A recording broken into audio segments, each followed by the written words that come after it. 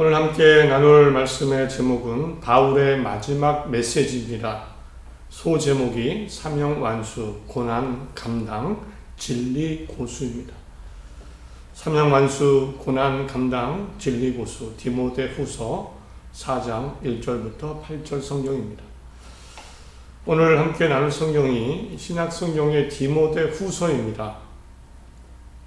이름에서 추측이 되듯이 디모데후서는 바울이 디모데에게 쓴 편지 중에서 두 번째 편지입니다. 그래서 후서라고 합니다.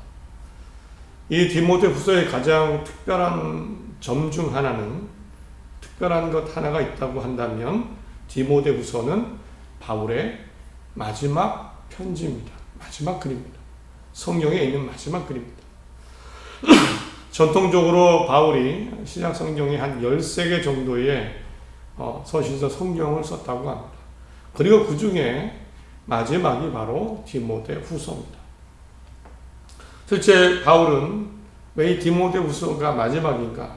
이유는 바울은 자신의 죽음을 직감하고 내가 이제 세상을 떠날 때가 되었다 라는 것을 직감하고 디모데후서를 쓰고 있었습니다. 로마 감옥에 있었고요. 디모데후서를 기록할 때 로마 감옥에 두 번째로 갇혀 있었고, 이곳에서 죽음을 예상하고 이것을 암시하는 글을 디모데후서에 기록을 했습니다. 오늘 본문입니다. 4장 6절 이후에 전제와 같이 내가 벌써 부어지고 나의 떠날 시각이 가까웠도다. 나는 선한 싸움을 싸우고 나의 달려갈 길을 마치고 믿음을 지켰으니. 구약 시대에는 하나님께 제사 예배 드릴 때 짐승을 잡아서 불에 태워서 향기를 올려드렸습니다. 이와 동시에 한 것이 있는데, 내 헌신과 희생의 의미로 제단에 포도주를 부어드리는, 전부 부어드리는 그런 의식도 있었습니다. 바로 전제라는 겁니다. 바울은 이 전제를 언급합니다. 마치 자신이 하나님께 온전히 부어드린 포도주처럼, 포도주같이 그렇게 되었다. 예수님이 희생제물이니까 나는 희생제물은 아니지만 그 정도는 못되지만 따라가지도 못하지만, 그러나 나는 포도주처럼 하나님께 부어드리는, 전적으로 부어드리는 포도주처럼 전제가 되어서 내 생애를, 내 삶을 다 부어드렸다. 이런 표현으로 구약시대의 전제를 언급합니다. 바울은 이제 내 삶을 다 드렸어, 부어드렸어 라고 말하면서 나의 떠날 시각이 가까웠도다, 나의 달려갈 길을 마쳤다라고 이야기를 합니다. 바울은 내 인생이 이제 끝이 나는구나 라고 예상을 하고 디모데후서를 기록을 했습니다. 이렇게 바울의 지금 상태와 심정을 이해해 보니까 바울이 디모데후서에 기록했던 여러 가지 일들이 이제는 조금은 그렇게 이해됩니다. 4장 13절을 보면 내가 올 때에 내 들어와 가보 집에, 디모데에게 부탁하는 겁니다. 내가 올 때 들어와 가보의 집에 둔 겉옷을 가지고 오고, 또 책은 특별히 가죽 종이에 쓴 것을 가져오라 라는 부탁을 합니다. 드로아라는 곳에 바울은 2, 3차 전도 여행 때 갔던 적이 있습니다. 그리고 이곳에 가보라는 사람의 집이 있는데, 여기에 바울이 옷도 하나 두고 책이나 가죽에 쓴 것을 남겨놨습니다. 아마 그 가죽에 썼다는 것은 굉장히 귀하고 중요한 내용이겠죠. 그 당시에 기도나 편지나 성경 구절, 어쩌면 하나님의 메시지를 기록했을 겁니다. 바울은 이것을 굳이 가져오라고 합니다. 마치 신변을 정리하고 내가 해야 될 일을 마무리하는 듯한 모습이 그려집니다. 이렇듯 바울은 인생의 마지막을 직감하고 신변을 정리하듯이 디모데후서를 썼기에 더 특별해 보입니다.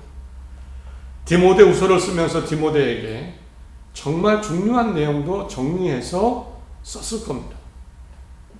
곧 디모데가 나처럼 끝까지 믿음을 지키고 잘 살기를 바라는 마음으로, 이제는 살아서 내가 조언하고 이끌 수가 도와줄 수가 없습니다. 나는 선한 싸움을 싸우고 나의 달려갈 길을 마치고 믿음을 지켰습니다. 이처럼 디모데도 나처럼 자신의 일을 다 잘 마치고 믿음의 길을 다 가고 마무리를 잘 하기를 바라는 심정으로 그렇게 디모데후서를 기록한 것이 분명합니다. 오늘 이 내용을 함께 나누면서 찾아보겠습니다. 바울이 어떤 메시지를 남겼는지, 우리에게 주는 메시지이기도 합니다. 우리가 어떻게 믿음의 길을 가야 되는지 생각하고 우리 각자에게 새로운 도전이 있기를 바랍니다. 삶의 모습은 다 다릅니다. 그러나 하나님 앞에 각자가 다 잘 살아서 부끄럽지 않은 삶, 바울처럼 달려갈 길을 마쳤다라고 고백하는 의의 승리의 면류관을 얻는 최후 승리자가 되는 삶을 우리 모두가 다 사시기를 바랍니다. 바울이 마지막 유언처럼 생각하며 디모데후서를 묵상하며 어떤 내용일까라고 생각해 봅니다. 여러 가지 내용을 보게 되지만 오늘 크게 세 가지로 전한 메시지를 정리하며 함께 나눕니다. 바울이 마지막 메시지, 디모데에게 주는 가장 중요한 메시지 세 가지입니다. 하나는요, 첫째로 하나는 바울이 디모데에게 계속해서 이렇게 말하고 있습니다. 그것은 너의 직무를 다하였습니다. 1장 9절에 하나님이 우리를 구원하사 거룩한 소명으로 부르심은, 우리에게는 거룩한 소명의 부르심이 있다. 1장 14절에도 우리 안에 거하시는 성령으로 말미암아 내게 부탁한 아름다운 것을 지키라. 하나님이 당신에게, 너에게 부탁한 아름다운 것을 지키십시오. 은혜 가운데 말씀하시는 것, 알려주시는 것을 지키십시오. 4장 5절에 오늘 본문입니다. 그러나 너는 모든 일에 신중하여 고난을 받으며 전도자의 일을 하며 내 직무를 다하라. 바울이 반복한 말은 거룩한 소명, 부탁한 아름다운 것, 내 직무라는 표현을 반복합니다. 그건 나는 떠나지만 당신은 하나님을 여전히 이 세상에 살면서 하나님께 할 수 있는, 하나님을 위해 할 수 있는 그 일을 다 하라, 완수하라, 이런 말입니다. 바울 자신은 선포자, 사도, 교사로 부름받았고 그 일에 최선을 다했습니다. 1장 11절은 내가 이 복음을 위하여 선포자와 사도와 교사로 세우심을 입었노라. 그렇게 부르심을 알았고 그것을 위해 최선을 다했습니다. 3번이나 전도 여행을 가고 고난과 박해와 죽음의 위협 속에서도 사람들을 가르치고 복음을 일깨웠습니다. 이 일을 최선을 다했습니다. 바울. 그리고 디모데에게도 말합니다. 당신의 사명을 완수하십시오. 하나님이 여러분 당신에게 기대하시는 일을 완수하십시오. 마치 어떤 그릇처럼 2장 20절에 큰 집에는 금그릇과 은그릇뿐 아니라 나무그릇과 질그릇도 있어 귀하게 쓰는 것도 있고 천하게 쓰는 것도 있고, 천하게 쓰이든 귀하게 쓰이든 깨끗한 그릇으로 쓰임 받으십시오. 금이든 은이든 질그릇이든 나무그릇이든. 또 마치 충성된 병사처럼 2장 4절에 병사로 복무하는 자는 자기 생활에 얽매이는 자가 하나도 없나니 이는 병사로 모집한 자를 기쁘게 하려 합니다. 우리는 병사입니다. 하나님 우리를 모집하셨습니다. 모집한 사람, 모집을 당한 사람은, 불려온 사람은, 우리를 모은 사람, 부른 사람을 기쁘게 해야 됩니다. 하나님을 기쁘게 하는 일을 다 감당하십시오. 완수하십시오. 또한 부끄럽지 않은 일꾼으로 너는 진리의 말씀을 옳게 분별하며 부끄러울 것이 없는 일꾼으로 인정된 자로 자신을 하나님 앞에 드리기를 힘쓰라. 내가 하나님을 하는데 부끄럽지 않도록. 바울은 디모데에게 당신이 하나님을 위해 할 수 있는 일, 사명을 다하라고 말합니다. 우리도 있습니다. 누구에게나 하나님의 사명이 있습니다. 사명이란 말이 굉장히 커 보이고 나와는 관계없는 어떤 사명자들만이 하는 걸로 생각할 수 있습니다. 그러나 그렇지 않습니다. 내가 지금 할 수 있는 창조주 하나님의 기뻐하는 일이 바로 사명입니다. 창조주 하나님께 드릴 수 있는, 보여드릴 수 있는 내 책임, 나에게 부여받은 지금 이 순간 할 수 있는 일이 사명입니다. 금그릇, 은그릇, 나무그릇, 질그릇 상관없습니다. 깨끗함으로 사용되는 그 그릇으로 내가 할 수 있는 하나님의 일이 바로 사명입니다. 우리에게는 다 사명이 있습니다. 예수님도 말씀하셨죠. 누가복음 12장에 주께서 이르시되 지혜 있고 진실한 청지기가 되어 주인에게 그 집 종들을 맡아 때를 따라 양식을 나누어 줄 자가 누구냐? 양식을 나누어 줄 자가 누구냐? 크든 작든 양식을 나누어 줄 당신이 할 수 있는 일이 무엇이냐? 예수님은 말씀하셨습니다. 하나님께 물어보실 때 우리는 알게 될 것입니다. 저는 순간순간 물어보고 내가 무엇을 해야 됩니까? 라고 묻습니다. 우리 모두에게는 지금 이 순간 집에서, 일터에서, 거리에서 누군가를 만날 때 어디에서도 내가 할 수 있는 하나님의 일, 사명이 있습니다. 평생 구원받은 사람으로 이 일을 해 나가시기를 간절히 바랍니다. 바울처럼 나의 달려갈 길을 마쳤다라고 고백할 수 있기를 바랍니다. 하나님께서 아시고 칭찬하실 줄 믿습니다. 바울이 마지막에 디모데에게 강조한 말입니다. 당신의 사명을 완수하십시오. 우리도 우리의 일만 아니라 우리가 할 수 있는 하나님의 일을 하는 사명자로 사시기를 간절히 바랍니다. 하나님이 아시고 칭찬하실 줄 믿습니다. 힘을 내시기 바랍니다. 둘째로 또 하나 바울이 그래서 유언처럼 디모데에게 전한 메시지가 있습니다. 그것은 고난도 감수하라입니다. 바울이 사명 감당을 말하면서 하나님의 일을 하십시오 할 수 있는 일을 하면서 자주 언급한 말이 바로 고난이었습니다. 듣기 좋은 말이 참 많을 겁니다. 기쁨이 있을 거다. 평안이 있을 거다. 하나님이 축복하실 거다. 그런데 그런 말보다도 고난을 감당하라 이 말을 자주 언급합니다. 그런데 당연한 이유가 있습니다. 세상은 어둡기 때문입니다. 하나님의 일은 빛의 일인데 세상은 어두워서 사실은 그 빛의 일을 하기가 힘들기 때문입니다. 그것을 감당하고 지켜내고 그렇게 살기가 쉽지 않기 때문에 고난을 강조했습니다. 바울은 마지막 때가 다가올수록 세상이 어떤 모습인지를 이렇게 표현합니다. 3장 1절 이후에 너는 이것을 알라. 말세에 고통할 때가 이르러 사람들이 자기를 사랑하며 돈을 사랑하며 자랑하며 교만하며 비방하며 부모를 거역하며 감사하지 아니하며 거룩하지 아니하며 무정하며 원통함을 풀지 아니하며 모함하며 절제하지 못하며 사나우며 선한 것을 좋아하지 아니하며 배신하며 조급하며 자만하며 쾌락을 사랑하기를 하나님 사랑하는 것보다 더하며 경건의 모양은 있으나 경건의 능력은 부인하니 이 같은 자들에게서 내가 돌아서라. 세상의 모습이 이런데 우리가 하나님의 일, 선한 일을 하려고 하면 부딪힙니다. 내 스스로에게도 부딪힙니다. 4장 3절에도 때가 이르니 사람이 바른 교훈을 받지 아니하며 귀가 가려워서 자기의 사욕을 따를 스승을 많이 두고 또 그 귀를 진리에서 돌이켜 허탄한 이야기를 따르리라.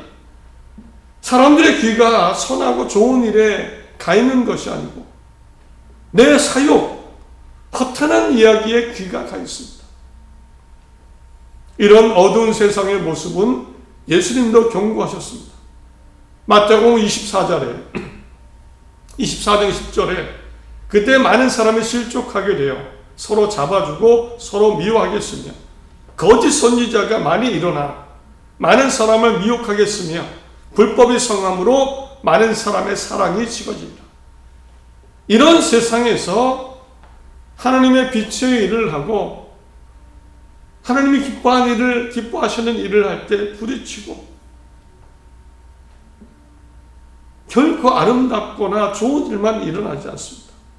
편하지도 않습니다. 돈을 사랑하지 않고 교만하지 않고 거룩하고 정의 있고 절제하고 선을 좋아하고 자만과 쾌락을 쫓지 않고 하나님을 존중하며 사는 것, 거룩하게 사는 것, 수고로울 수 있고 삶이 불편할 수도 있습니다. 세상과 다른 삶이기 때문입니다. 그래서 바울은 말합니다. 고난을 감수하십시오. 우리 스스로가 느끼기에도 힘들다라고 느낄 수 있다는 겁니다.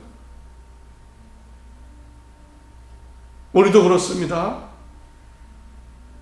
하나님의 기뻐하시는 일을 하려고 할 때 모든 것이 아름답게 되지 않습니다. 어떤 때는 왜 이런 일이 일어납니까? 라고 실망될 때도 있습니다. 눈물이 나고 어쩌면 상처가 될 수도 있습니다. 바울이 표현한 대로 고난도 감수하는 것 같아요. 마음을 단단히 하고 수고롭고 불편하더라도 고난을 감수한다는 그 마음 인지를 가지고 인생을 끝까지 하나님이 기뻐하는 일을 하며 사시길 바랍니다. 그때 하나님이 분명히 모든 것을 마지막에 갚아주실 것을 믿습니다. 사명을 감당하고 고난도 있을 것인데 감당하겠다. 이런 마음으로 단단히 마음을 붙잡고 살아가시는 모두가 되시기를 간절히 바랍니다. 그래서 세 번째 마지막으로 또 하나 바울이 유언처럼 강조한 것이 있습니다. 곧 진리 안에 거하라. 진리를 따라 생활하라입니다. 3장 13절에 악한 사람들과 속이는 자들은 더욱 악하여져서 속이기도 하고 속기도 하나니 그러나 너는 배우고 확신한 일에 거하라. 너는 내게 누구에게 배운 것을 알며 이런 표현을 썼습니다. 세상은 악하지만 현대인의 성경으로 14절 3장 14절을 다시 읽어드리면 그러나 그대는 싸워서 확신하고 있는 진리를 따라 계속 생활하십시오. 싸워서 확신하고 있는 진리를 따라 생활하십시오. 진리 안에 거하십시오. 그대는 누구에게 이것을 배웠는지 알고 있습니다. 바울은 진리 안에 거하는 것을 강조합니다. 당연한 이유가 있죠. 진리 안에 거하지 않으면 하나님의 일도 할 수 없고요. 고난도 감수하지 않습니다. 진리 안에 거할 때, 하나님이 기뻐하시는 뜻 안에 거할 때, 믿음 안에 거할 때, 그 가치 진리 안에 거할 때 하나님의 일도 할 수 있고 수고하고 고난 받는 것도 기꺼이 받으며 이겨낼 수 있습니다. 만약 그렇지 않으면 진리 안에 바른 진리와 하나님의 가치 안에 머물러 있지 않으면 디모데도 결국은 망가질 수 있습니다. 순수하고 바른 사명자가 아니라 안타깝게도 언제라도 심지어는 거짓 선지자가 될 수 있습니다. 디모데도 진리 안에 있지 않아요. 심지어 하나님의 일을 팔아가면서 실제로 바울은 진리 안에 있지 못해서 결국에는 떠나버린 어쩌면 타락한 세상으로 떠나버린 사람들을 언급합니다. 1장 15절에 아시아에 있는 모든 사람이 나를 버린 이 일을 내가 아나니 그 중에는 부겔로와 호모게네도 있느니라. 아시아에 전도했던 많은 사람들이 바울을 버렸습니다. 부겔로와 호모게네도 있습니다. 특별히 기억나는 사람일 겁니다. 이 사람은 안 그럴 줄 알았는데. 2장 16절에 망령되고 헛된 말을 버리라. 그들은 경건하지 아니하며 점점 나아가나니 그들의 말은 악성 종양이 퍼져나감과 같은데 그 중에는 후메네오와 빌레도가 있느니라. 후메네오, 빌레도 같은 사람은 심지어는 진리에서 벗어나서 악성 종양처럼 되어버렸습니다.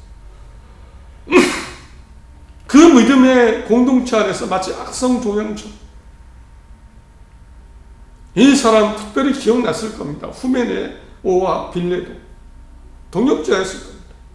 4장 10절에도 대만은 이 세상을 사랑하여 나를 버리고 데살로니가로 갔고, 14절 구리 세공업자 알렉산더가 내게 해를 많이 입혔으며, 여러 사람을 언급합니다. 부겔로, 허모게네, 후메네오, 빌레도, 데마, 알렉산더, 디모데도 아는 사람이었습니다. 어쩌면 바울과 동역하며 중요한 일을 했던, 열정적으로 진리를 고수하며 따랐던 사람들. 그러나 지금은 세상을 사랑하고 악성 종양처럼 되어버렸어. 세상으로 떠나버린 사람들입니다.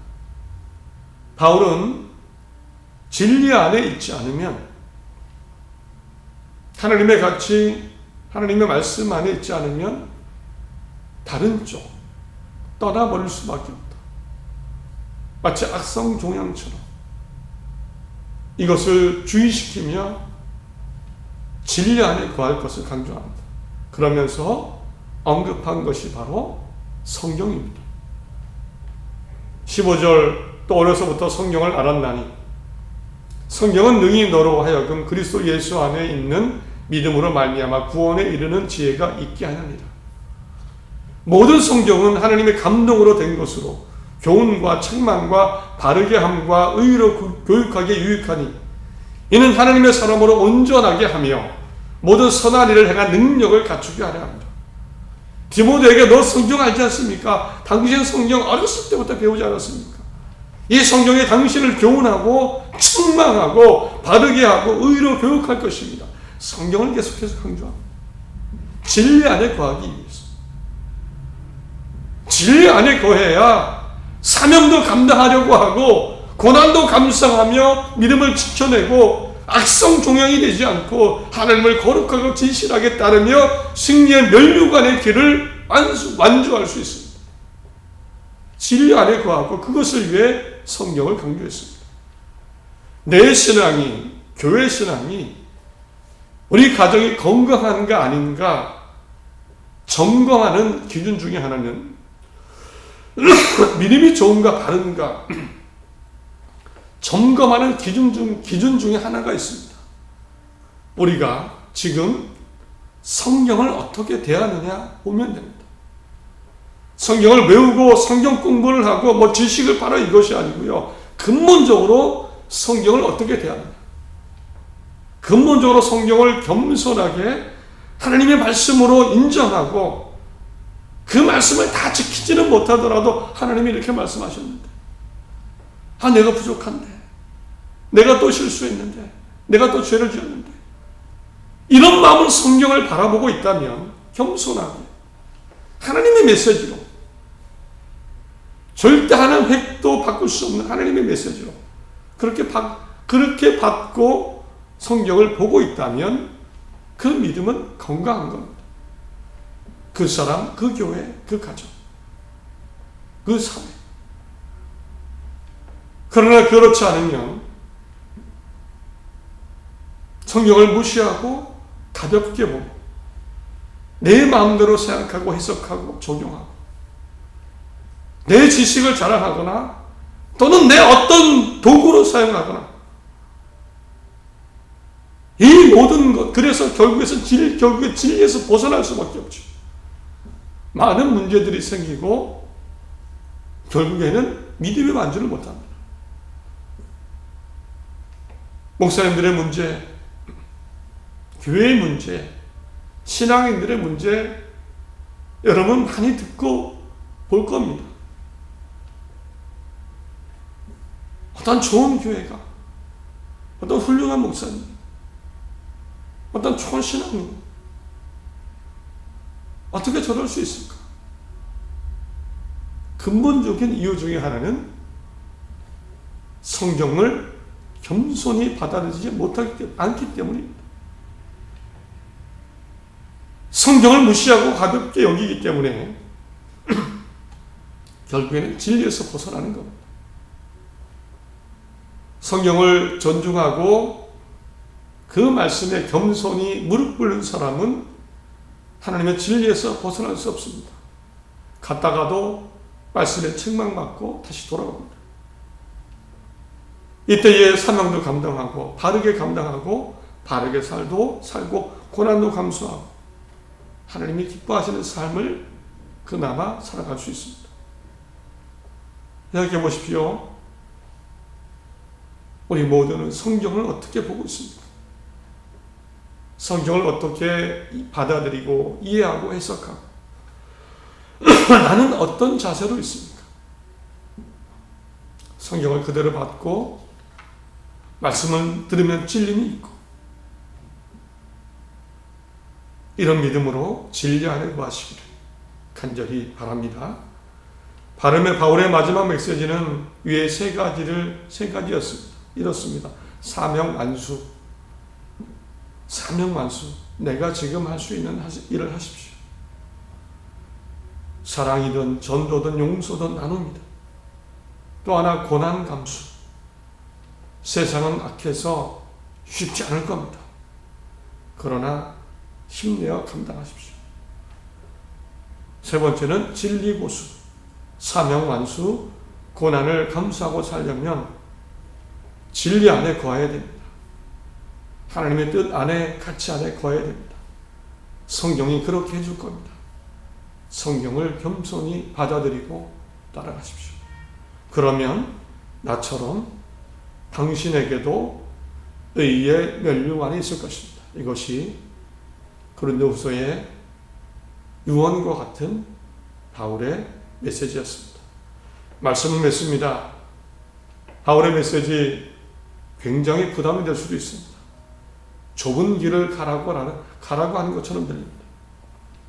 실제로 좁은 길이죠. 사람들이 잘 안 가는 길입니다. 오히려 교회 다니지 않는 사람들에게서 왜 그렇게 살아? 아직도 교회를 다녀? 세상은 바뀌었어. 너 이렇게 살지 마. 그냥 따라가며 세상 쫓아가며 살아. 이런 이야기를 들을 수 있습니다. 그러나 바울은 자신 있게 이렇게 말합니다. 나는 하나도 부끄럽지 않습니다. 나는 하나도 부끄럽지 않습니다. 이로 말미암아 내가 또 이 고난을 받되 부끄러워하지 아니함은 나는 감옥에 갇혔어도 부끄러워하지 않습니다. 내가 사슬에 매인 것을 부끄러워하지 아니하고 내 발에 족쇄가 채워졌지만 부끄러워하지 않습니다. 이유는 하나님이 알아주시고 진짜 면류관 구원을 얻을 수 있기 때문입니다. 진짜 성공한 삶이기 때문입니다. 이제후로는 나를 위하여 8절입니다. 의의 면류관이 예비되었으므로 주 곧 의로우신 재판장이 그날에 내게 주실 것입니다. 나를 위한 의의 면류관이 예비되어 있고 의로우신 재판장이 내게 주실 것입니다. 나는 성공했습니다. 그래서 부끄럽지 않습니다. 수고롭고 사명 감당하는 거 쉽지 않지만 결코 부끄럽지 않은 삶입니다. 확신합니다. 그렇게 될 것입니다. 사명 감당, 고난 감수, 진리 고수 하시며 당당하게 사시며 성경 안에 거하시고 힘을 얻어 깨닫고 사시기 바랍니다. 하나님이 끝까지 나의 이 믿음의 길, 우리의 믿음의 길에 함께 하시고 도우실 것을 믿습니다. 기도하겠습니다.